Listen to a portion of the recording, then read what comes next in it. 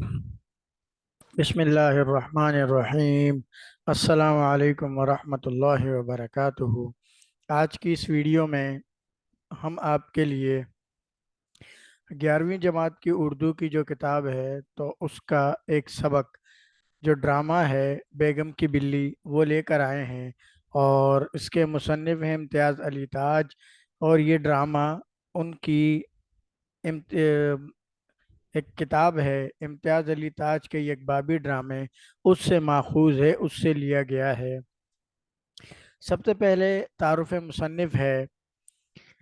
Drama बेगम की बिल्ली सैयद इम्तियाज़ अली ताज के कलम का शाहकार है। सैयद इम्तियाज़ अली ताज उर्दू ड्रामों में बहुत बड़ी हैसियत रखते हैं। उन्होंने 1932 में ड्रामा अनारकली लिखा, जो उर्दू ड्रामे की तारीख में एक बुनियादी हैसियत रखता है। इम्तियाज़ अली ताज की ड्रामा निगारी के फ़नी लवाजमात से पूरी तरह वाकफियत रखते हैं। उनका एक किरदार चच्चा छक्कन भी बहुत मशहूर हुआ। उन्होंने अफसाने भी लिखे और बच्चों के माहनामा फूल की इदारत के फ़राइज़ भी अंजाम दिए। क़याम पाकिस्तान के बाद लाहौर रेडियो से उस ज़माने का मशहूर प्रोग्राम पाकिस्तान हमारा है में 1 दर्जन से ज़ायद फ़िल्मी कहानियाँ लिखी हैं। आखिरी अय्याम में मजलिस तरक्की अदब लाहौर के सेक्रेटरी मुकर्रर हुए। ये था तारुफ मुसन्निफ़। अब इस कहानी जो ड्रामा है बेगम की बिल्ली, तो उसका ख़ुलासा आपके पेश नज़र है। इम्तियाज़ अली ताज को ड्रामा निगारी में एक कमाल हासिल है।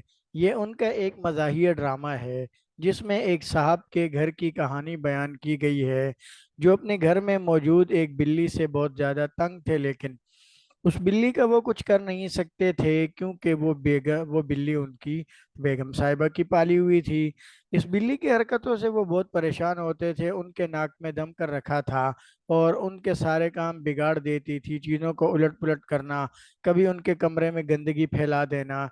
बिल्ली की इन हरकतों से आजिज आकर एक दिन उन्होंने ऐसा किए कि रात को जब बेगम सो गई तो बिल्ली को उठाकर कहीं दूर फेंक आए और घर आकर बड़े सुकून और इत्मीनान से सो गए। उनका ख्याल था कि ये वापस दोबारा नहीं आएगी, लेकिन जब सुबह हुई तो बिल्ली के शोर से ही उनकी आंख खुली।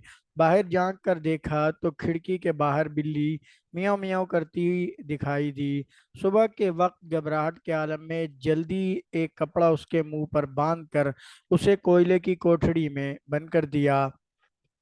चंद दिन पहले उन्होंने अपने घर की ज़रूरत के लिए मुलाजिम का इश्तिहार दे रखा था। उसी दिन सुबह एक उम्मीदवार हाजिर हुए। उन्होंने सोचा कि क्यों ना इस ही के ज़रिए बिल्ली का काम तमाम कर दिया जाए और उसे इस काम की उजरत दी जाए। चुनांचे उसने उम्मीदवार से कहा कि फ़िलहाल हमें मुलाजिम की ज़रूरत नहीं है, आप ये काम करो कि इस बिल्ली को कहीं दूर ले जाकर मार दो और इसके बदले अपनी उजरत ले लो। पहले तो उम्मीदवार ने हिचकिचाहट जाहिर की, लेकिन बाद में वो मान गया और काम की उजरत पूछी, जिस पर मियाँ जी ने कहा कि 8 आने मिलेंगे। आजकल यूं समझ लें 1 रुपए का आधा हिस्सा, अठन्नी। उम्मीदवार ने 8 आने में ये काम करने से साफ इनकार कर दिया। मियाँ जी डरे हुए थे और जल्दी में थे कि कहीं बेगम साहिबा ना आ जाएं। उम्मीदवार ने इसको भांप लिया और उनकी मजबूरी का फ़ायदा उठाते हुए बोला कि मैं तो इस काम के 5 रुपए लूँगा। अभी इन दोनों की बात हो ही रही थी कि दूर से बेगम की आवाज़ शोहर को बुलाती हुई सुनाई दी। मियाँ साहब ने जल्दी से उम्मीदवार को 5 रुपए देकर पिछले दरवाजे से रुखसत कर दिया। बेगम आई और बोली कि आपको मेरे सदमे का अंदाज़ा है कि मैं कितनी परेशान हूँ। मेरी बिल्ली मुझे दिखती नहीं, मैं कितनी दिल मेरा दुखता है।